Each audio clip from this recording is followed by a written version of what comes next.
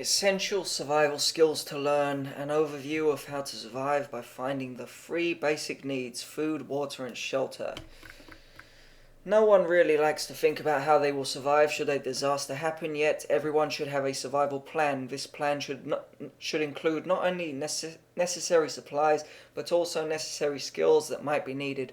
In times of emergencies and other disasters, both natural and man-made, knowledge of basic skills can go a long way to ensure your survival. One of the first skills needed in any situation is learning to control the panic response. To survive, you will need a clear head for clear thinking. While the enormity of the situation may be overwhelming, being able to think straight and make wise decisions is key to overcoming.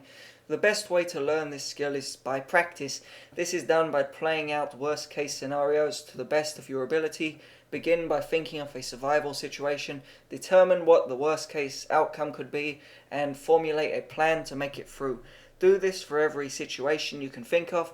Write your plans down, as this helps your mind to remember. You should also have a family plan together, one that every member of your family knows about should a disaster strike. Everyone would then know what to do and what is expected of them. Once you have thought of all of the worst that could happen plans, you should begin to consider learning a few practical skills.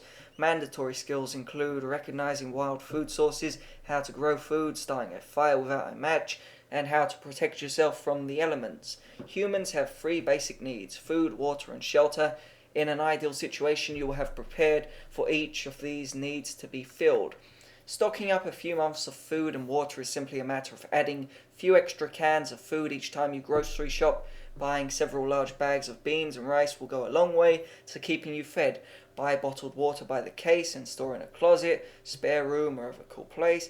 You should also plan to be without basic services such as electricity, natural gas, running water, and telephones. By having a fire pit in your backyard or a good charcoal grill, you will be able to cook the food you have stored. Remember also to purchase non-electric can openers and other items like stovetop coffee pots. So how do you survive if you haven't planned ahead or find yourself in an unfamiliar territory? Below I will describe the basic skills to finding each. Finding water. During a catastrophe, regular water may be contaminated and unfit to drink. If you do not have stored water available, then for safety's sake, you should boil any water you find before drinking it. You should also boil the water before using it for cooking. If no river or streams are near you, water can be collected in buckets or barrels when it rains. Never drink water straight from a stream or river, no matter how clear the water looks. There are chemicals available that will make water suitable for drinking.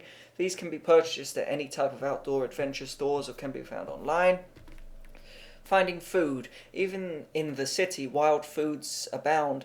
Many so-called weeds are excellent nutrient sources. Dandelions, both the flowers and the roots, are extremely edible. Weeds then can be eaten include plantain, kudzu, poke, and lamb quarters.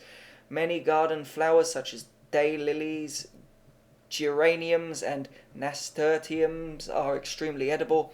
Other food sources available in the fall are acorns and hickory nuts.